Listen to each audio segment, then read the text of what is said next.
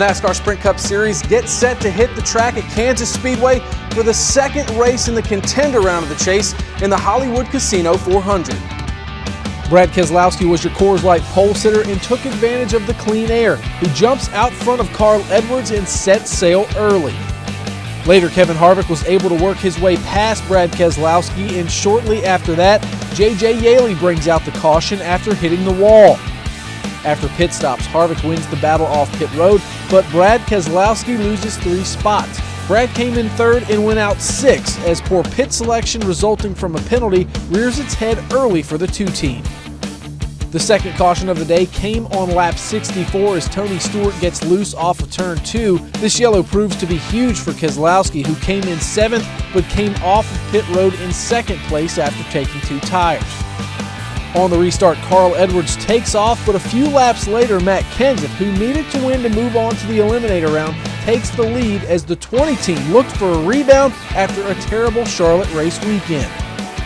Another driver who was in the same boat as Matt Kenseth was Dale Earnhardt Jr., but his fortunes midway in the race at Kansas were not as good. Jr. has to hit pit road on lap 165 for a vibration believed to be from a loose wheel. Earnhardt Jr. comes off pit road 1 lap down in 26th place. On lap 170, Clint Bowyer makes hard contact with the wall as the number 15 Michael Waltrip Racing Toyota was done for the day.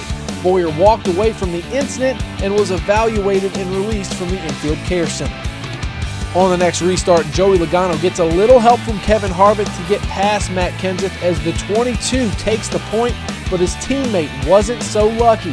Keselowski tagged the wall but continued in the race and ended up with a decent 9th place finish.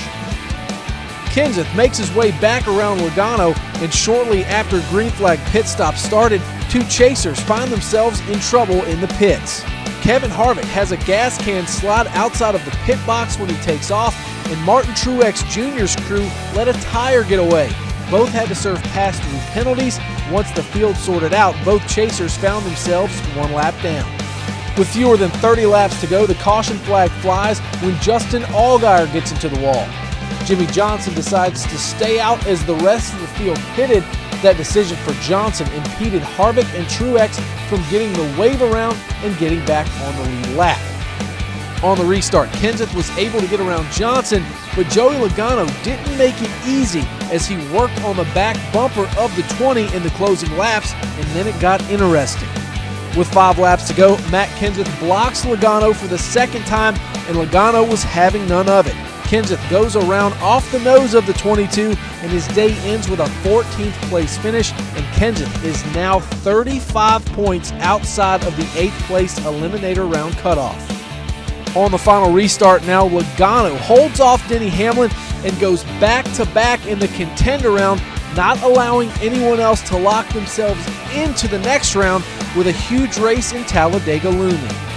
Yeah, I wasn't trying to send no message either way. I was trying to win the race. Next weekend, the series heads to Talladega Superspeedway for the CampingWorld.com 500. We're going to find out which 4 drivers go home and which 8 advance to the eliminator round. For NASCAR.com, I'm Jonathan Merryman.